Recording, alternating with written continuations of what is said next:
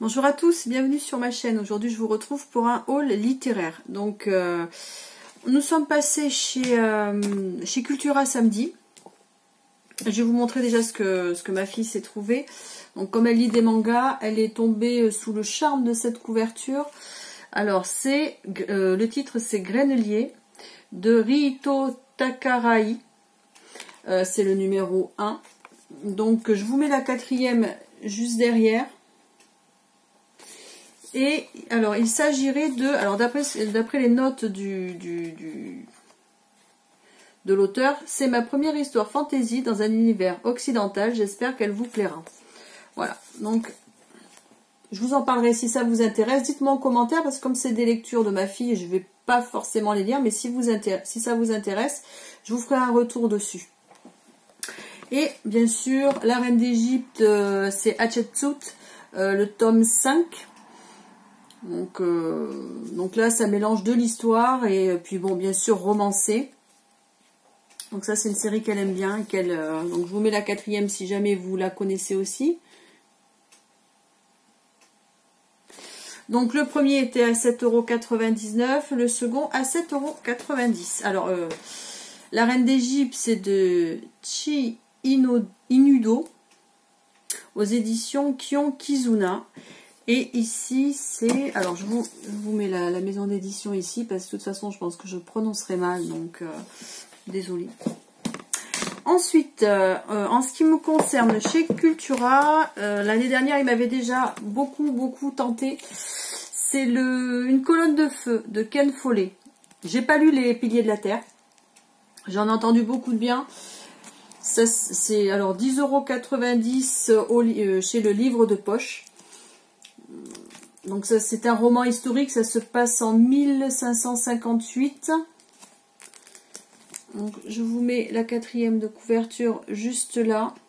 J'avais très envie de me le procurer. Il est sorti là fin du mois dernier, il me semble. Alors c'est écrit petit. C'est écrit petit et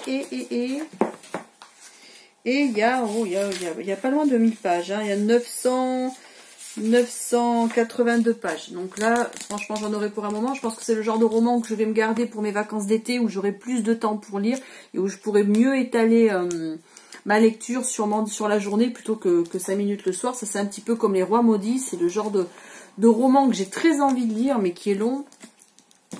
Donc voilà. Ensuite, Lady Mechanica. Donc là, on est sur de la bande dessinée. Aux éditions Glénat Comics, c'est de Joey Benitez. J'adore. Je lis pas beaucoup de bandes dessinées, mais par contre, clairement, là, je commence donc avec Lady Mechanica, dont alors aussi bien l'histoire que les illustrations. Hein. Bon, déjà moi, tout ce qui est l'univers steampunk, clairement, c'est un univers que j'adore, que j'aime beaucoup. Mais alors, entre l'histoire et les illustrations, je suis complètement sous le charme de cette série. Clairement, magnifique.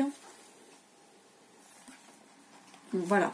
Donc pareil, là je vous avais fait un retour sur le tome 1. Là, voilà, c'est la suite. C'est à partir du chapitre 4, en fait. Il me semble que ça se suit par chapitre. Donc là, hop, je pense qu'on va revenir un petit peu pour se remettre dans le bain. Mais bon, à la limite, faut toujours... Voilà, chapitre 4. Donc, magnifique. Donc, l'histoire de Lady Mechanica, pour faire vite, c'est une jeune femme qui a été... sur laquelle on a fait des expériences. Elle a des mains mécaniques. Et elle recherche la personne qui lui a fait ça contre son gré. En gros, c'est ça. Et c'est une chasseuse de démons, si je me rappelle bien. Donc, Lady Mechanica, 14,95 €. Ensuite, j'ai regardé sur YouTube, j'ai regardé donc la vidéo de la chaîne Red Blue Moon. C'est une jeune femme qui suit des études littéraires et elle a fait une vidéo spéciale les codes gothiques. Comme j'adore le gothique, mais que bon, j'en connais pas forcément tous les codes, j'ai pas fait d'études littéraires, tout ça. Du coup, j'ai regardé avec plaisir sa vidéo parce qu'elle nous explique tout ça très simplement, avec le sourire, dans la bonne humeur. Donc j'ai beaucoup aimé sa vidéo, je me suis abonnée à sa chaîne. Et elle m'a donné envie un peu plus de découvrir donc Edgar Allan Poe. Alors, Edgar Allan Poe, ce qui m'a fait sourire, enfin ce que je trouve super sympa, c'est que la traduction a été faite par Charles Baudelaire. Donc nous, on connaît bien, puisque c'est un auteur français. Donc voilà, j'avais envie de le découvrir. J'ai lu la première histoire, Le Chat Noir. J'ai pas accroché, donc je suis un peu déçue, parce que je m'en faisais et puis de dire qu'on n'accroche pas du Edgar Allan Poe, honte à moi. Désolée. Après, il y en a plein d'autres à lire, donc j'espère que je vais aimer les autres, parce que je serais vraiment déçue de pas aimer Edgar Allan Poe. On verra bien. Donc après, je vais essayer. Donc elle parlait Le Chat Noir et après La Chute de la Maison Usher, mais il y en a plein, il y a une vingtaine d'histoires. Alors là, clairement, on est sur la collection, c'est Flammarion. Flammarion, nouvelles histoires extraordinaires. Il y a aussi Histoire extraordinaire et histoire grotesque et sérieuse. Ici, on est sur un texte intégral donc à 3,80 €. Donc franchement, ça vaut pas le coup de s'en priver. En plus, j'ai trouvé que l'image était magnifique avec ce chat et le crâne en arrière comme ça. J'ai trouvé vraiment sympa. Je ne désespère pas. J'espère vraiment que je vais accrocher à sa plume. Ensuite, et si vous êtes curieux des codes gothiques, je vous conseille d'aller donc je vous mettrai le lien de sa vidéo sur la chaîne de Red Blue Moon. Ensuite, Imbolc. Alors, ce mois-ci, c'était la Chandeleur. Imbolc, en fait, c'est la célébration païenne de la Chandeleur, avant que les chrétiens, en fait, n'interdisent la culture païenne, tous les cultes païens. C'était la célébration en fait un petit peu du renouveau dans le sens où pour les païens apparemment, d'après ce que j'ai lu, hein, je fais pas encore de retour vraiment, pour eux c'était plutôt nous le printemps c'est au mois de mars, pour eux ça recommence, la nature recommence un petit peu à reprendre vie à cette période là, c'est-à-dire le 1er février. Donc il y a 9 célébrations, là je vous montre voilà, hémisphère nord, parce que bien sûr, comme c'est régi par la nature, il y a l'hémisphère nord et l'hémisphère sud. Donc, je commence ici par la Chandeleur avec Imbolc. Donc là, je vais vous dire quand même que c'est de Carl F. Neal, aux éditions Danae, et que pour chaque célébration qu'il y a dans l'année, c'est-à-dire les 9, 3, 4, 5, 6, 7, 8, non, 1, 2, 3, 4, 5, 6, 7, 8, il y en a que 8, pardon, autant pour moi. Donc pour les 8 célébrations qu'il y a dans l'année, qui est régie donc par la nature, par les saisons, par les récoltes et tout ça, en fait, il y a donc une célébration. Donc je pense que je vais tous me les procurer au fur et à mesure de l'année.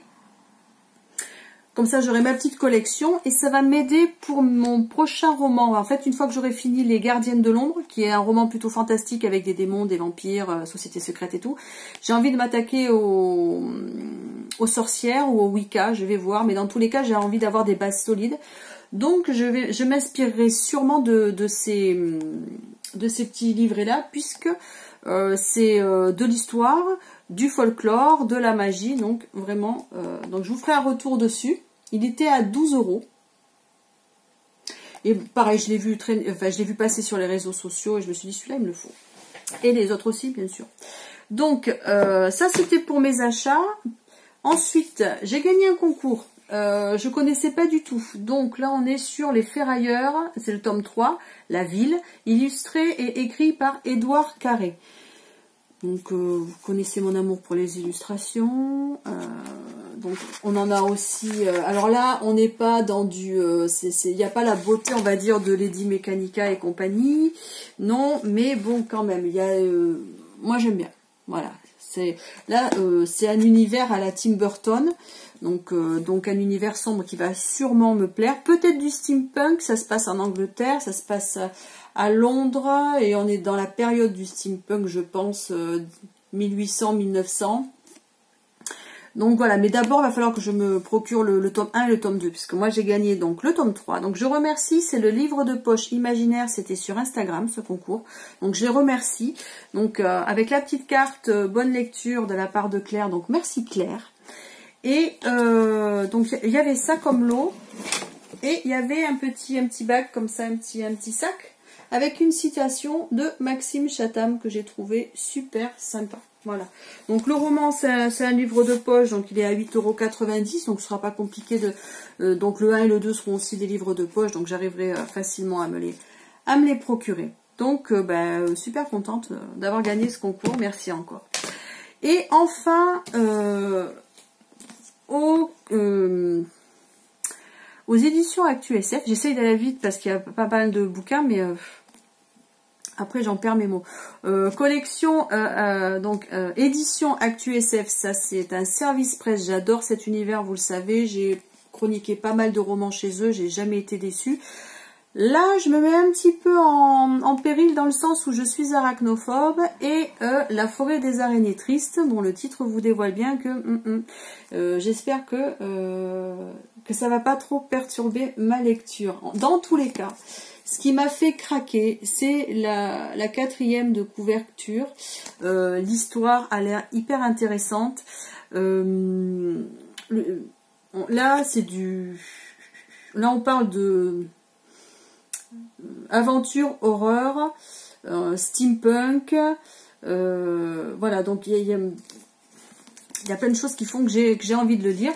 Donc bon, comme j'ai quand même réussi à lire des livres où il y avait des zombies et que j'ai horreur de ces créatures-là, mais alors vraiment, vraiment horreur des zombies, et j'ai quand même aimé les livres que j'ai lus où il y en avait, donc je me dis, allez, sois courageuse, ce serait quand même dommage de passer à côté d'un bon roman, parce que il y a des petites bêtes. Alors là, quand je vois quand même la taille de la petite bête, parce que bon, si je vous enlève ceci, on voit que notre héros, j'imagine que c'est lui, est ici, et on voit la petite bête, qui est plutôt assez grosse, juste là.